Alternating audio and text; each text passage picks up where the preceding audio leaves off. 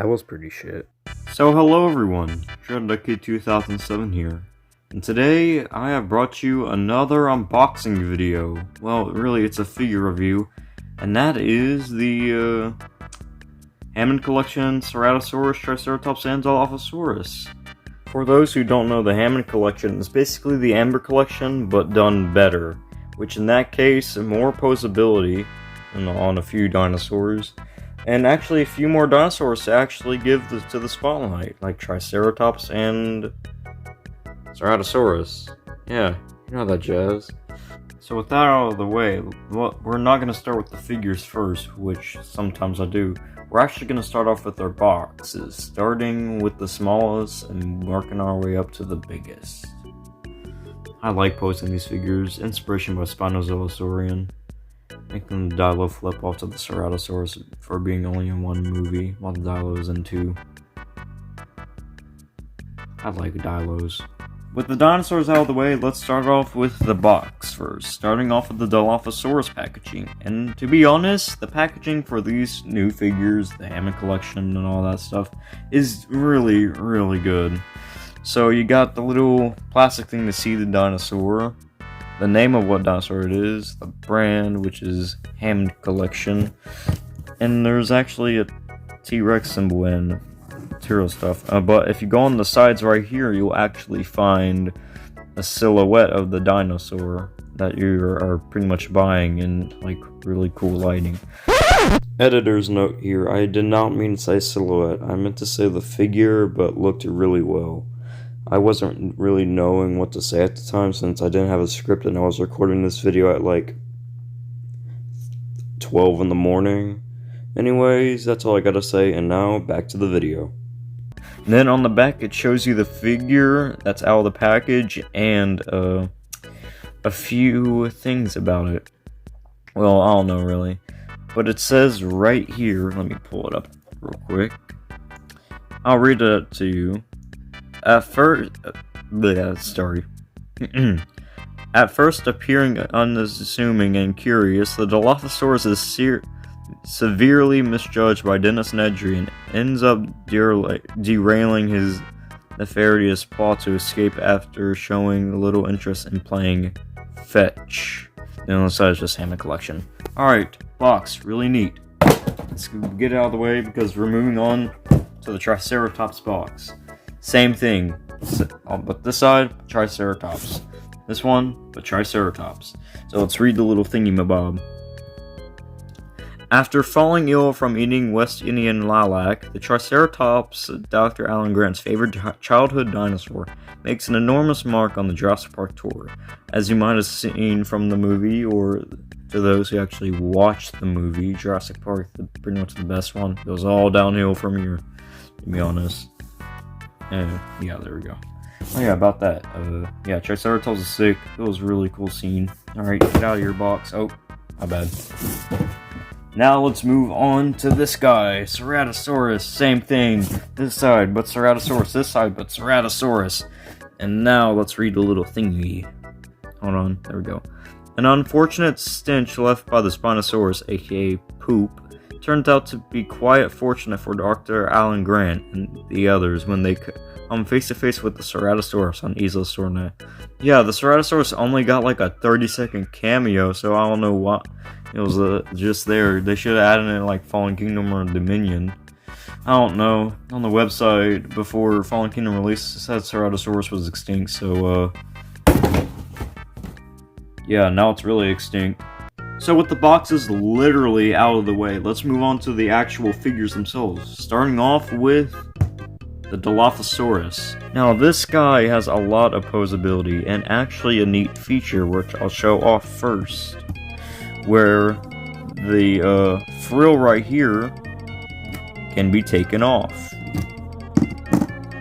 And once you got that, you now got a paleo accurate Dilophosaurus. Paleo nerds will be happy. But there's also a little thingy for the frill. You just pop it on the neck, adjust it, and you're good to go with frillless Dilophosaurus. So that's pretty neat. Take that off, I'll put it down right here. You can open and close the jaw, rotate the head, the 360. The head can move up and kind of down, but not really. That's where the neck comes in, which has a 360 turning radius, and it can move up and down. Well, not side to side. Sorry. This neck can just go full down, so you can make them just...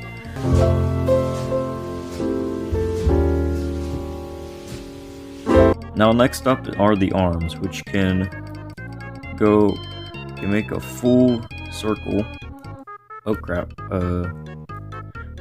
Yeah, full circle. Can open up. And then at the elbow, there is a little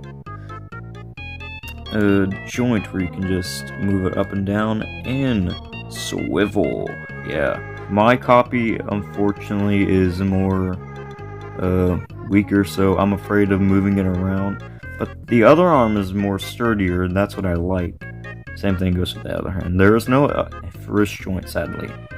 Next up are the legs, which are your typical legs. They can do a full 360. There's some joints here and there, pops. The ankles can swivel, also move up and downish. Same thing goes to the foot. The foot is can swivel. Jesus Christ. You can just do all foot stuff. And the tail is on bendy wire, which on some figures I like and some I don't, but this one, I just like it. But this one also, you can just rotate up and down, side to side, and of course bend. So you can make him a literal freaking dog. Because in the movie, it's literally the size of a dog. Now about the paint job, and I just gotta say, it is fantastic. They actually painted the nails, which we rarely see for Mattel figures, but at least they're doing it for the Hammond Collection. The coloring on the frill is just beautiful. The colors on here look bland, and the underbelly doesn't really go to like the tail, but it's kind of fine. This is okay. The inside of the mouth is done beautifully, but sadly, the upper part of the mouth is not colored, so that is just pretty sad, not gonna lie. But with the Dilo out of the way, let's move on to pretty much what I was most looking forward to show, which is the Hammond Collection Triceratops. We'll move the Dilo right here, so it's a little through. And now about this Triceratops. It's absolutely beautiful. They made it so well. Like, there's so much you can pretty much do with it. You can do a 360 of the head. You can move up and down, left to right. So that's pretty neat. But it doesn't have a little, what are you supposed to call it again? I forgot the name of it. Joint. That's what, a joint at the beak. So that's sad. There's also a little paint on the beak, which is a little weird. It's brown. Now the body, which it can do kind of, it can just move forward. The elbow joint-ish or something, I don't know what you're supposed to call it, can swivel, so can the wrist. And same thing goes for the back leg, so yeah. And the tail is on 2 joints apparently. You have it right here, which is on a ball joint, and here, which is also on another ball joint. This one is the bendy wire one. This one is just complete plastic. And now about the model itself. It's amazing. I love it. 10 out of 10. Best Triceratops we have out of the Mattel figure line. They just captivated so well, but once you put it at the front, they made it look skinny. Which I kinda don't like, because in the movie the Triceratops is shown to be chubby and like pretty wide, but it's fine, I guess. The horns are done well. It's rubbery though. And now they also added like little armor stuff on it, which is a neat detail. The nails on this guy I don't think are painted, but it still looks like they aren't painted. That's a -1 from being perfect. So with Triceratops out of the way, let's move on to our final figure of the night. Ceratosaurus. Now, about this figure, it's good, but a little, weird. I don't know if it's just my copy or anyone else's, but, I'll show you about it later. So, the paint and model itself is just beautiful. They captured it very perfectly, and yeah, the coloring is just cool, the modeling is epic. Now, let's move on to, what it has. The head can move up, but not down, which is most of these figures. But that's with the head, which can, the top part can open, so can the bottom, so you can make them scream in pain. Alright, so without further ado, the neck is on a little ball joint, making it move around as much as I want. I can make him look over there, I can make him look over there. Heck, I'll make him look down, maybe even up. He's staring at God right now. Now for the arms, which can do a Nah, it can't do a 360. Wrists can swivel, but no hand joints. Which, 4 fingers, pretty cool. Now to the part where it makes the figure kinda bad. The legs have to be positioned correctly in order to not to fall. Let me explain why. So, the figure is like this. When it's in the packaging, it's like this. But the bad part is that the frontal part right here is so heavy, like, it's so heavy-ish, and the tail right here is lightweight that it will just topple over and fall on its face. The only things you can do for it is to make it just stand upwards and make the tail hold it down, or you can just position the legs to make it look like this, which honestly I'd rather that than having a Ceratosaurus that's just standing up straight. That would be straight up terrifying. Now about the legs with the articulation. Full 360 swivel at the knee, and also goes up and down.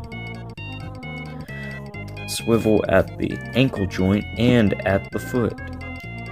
Also can turn and swivel, all that jazz. Also, painted nails, epic plus. Now on the tail, which is also bendy wire, because you can't just have enough of it. Ceratosaurus with the bending tail is just pretty cool, not gonna lie. It will make some pretty awesome photography images. Now, that concludes all of our figures. But wait, there's more! Because I have right here the Hammond Collection Velociraptor. That's right, I have an Hammond Collection figure, and it's the first ever dinosaur that ever came out, which was the Velociraptor. You can go on other videos to see the stuff it has, but I'm not gonna do it just because, you know, I'm trying to save time and all that stuff. Less editing, making more work for me, because, you know, I got school and all that jazz or something. It's high school, bro. It's killing me. So, do I recommend these figures? Absolutely yes. They are just full of articulation. Their painting is great, the models are full on great, and just the full-on figure is great. I plan to actually get the Hammond Collection Baryonyx, Parasaurolophus, Gallimimus, and including the upcoming dinosaurs that we are getting are the Jurassic Park 3 male and female raptors. I also plan to get the T-Rex too, but that's gonna be for another time because that one is very pricey.